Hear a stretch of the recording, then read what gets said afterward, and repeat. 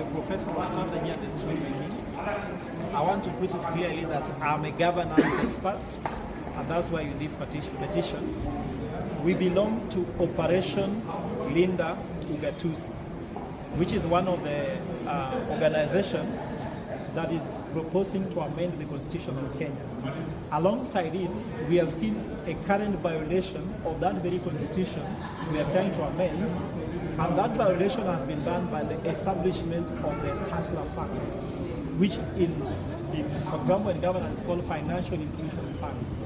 So we have 19, if you like, issues that are feeling like are illegalities when this fund is being set.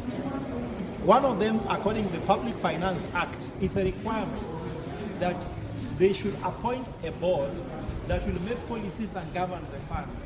As far as they are concerned, government communicates through government gazette. There is no gazettement of that board. They are just mention of who needs to sit in the board, but the board has not been constituted. It has not been gazetted. Secondly, there is no secretariat. Who will run this fund? If you look at all the funds working, Youth Fund, Wezo Fund, and the rest, they have a structure of a board, they have a secretariat, they have an office to go to. Which office will you go to if there is any complaint? So fellow Kenyans, what we are trying to say is that the governance structure of the fund has got so many questions. Thirdly, this fund has not been appropriated by Parliament, because Parliament sat to appropriate a budget when President Uhuru was the president. There is no supplementary budget, and the Parliament has not appropriated. I'm sure we elected parliamentarians to work, not that people work behind their back. So Wanjiku, the person representing you, has not actually appropriated this fund. So the question is, where is this fund from? And where is this fund sitting? Another issue we have is that we have a fintech company which is behind this fund. That fintech has not been disclosed. Is it a Kenyan fintech? Is it a Russian fintech?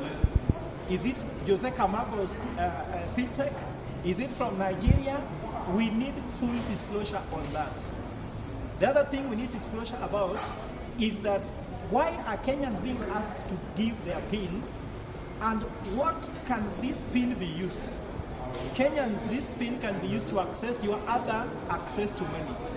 If someone sends you money, for example, if you are a student like we used to be, and your father sends you money for your upkeep, and you took Hustler Fund, someone can easily be able to use that to access your money.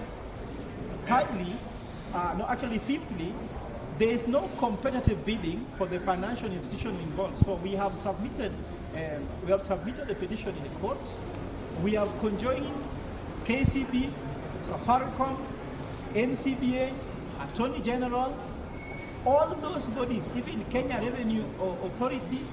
We have also enjoined RBR, which is the Retirement Benefits Authority, NSSF, because you are being told that after you access a Hustler Fund, there is a way in which you have already paid for pension. Let me ask you, who is your pensioner? Can you put pension and you don't know who is your pensioner? We are being told that you will save money. Can you save money without knowing to which bank, and you don't have a bank account? You just tell me how this is possible. There are also issues about interest rates being paid. This money belongs to Kenyans, and Kenyans are being lent this money, then they are being asked to pay back with interest, and if you don't pay, you go to jail.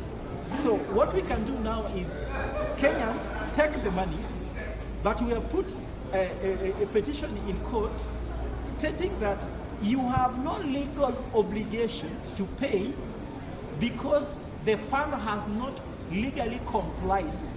So you have no legal obligations to comply with the terms and conditions of the fund, but take the money, because as far as I'm concerned as a governance expert, 10 billion is a contingency fund which can be given anyway if there's a change. For example, if you are dying of hunger, there's an outbreak, government without any supplementary budget can take the contingency fund, which is maximum 10 billion, and help people.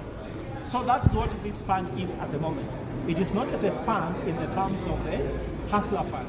So take the money, don't feel legally obliged to pay until this case is heard and determined in court and declared to you that now you can be able to pay and assume legal obligation. And let me tell you what, because we don't know what this money is coming from. Don't you see there's a room for wash to come in, whereby someone can bring in dirty money through the hustler fund, lend it to you, then you pay back, then they clean the money. And don't you also think that the government can print money without any form of it, then lend it to you, then you help them clean up? And do you know that the cabinet secretary has got a right to collapse this fund when he wants it? Meaning that your savings and the money, they can declare it collapsed by law, and you lose it. Another thing is that you are entering a hustler fund hole and there is no exit.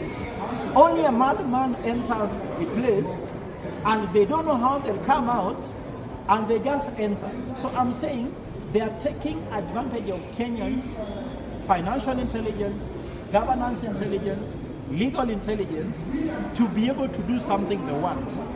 Now that the president passed an act, after this, they passed an act, it was passed in parliament, they have refused to comply it. Are they deciding to make this fund fail intentionally? Then after that, they'll collapse it, then we'll go back. So our work here is not to oppose the government, but we want the government to get it right first time. We want a sustainable model. The intentions are good, but this thing has changed from one phase to the other. First one was free money.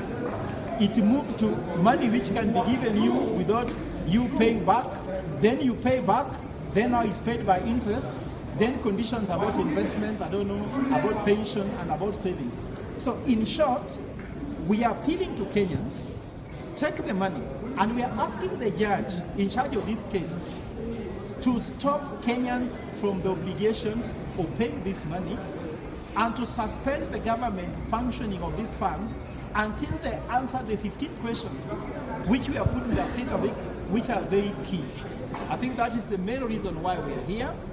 This bill has been sponsored by Operational Linda Ugatuzi. We are not a political body.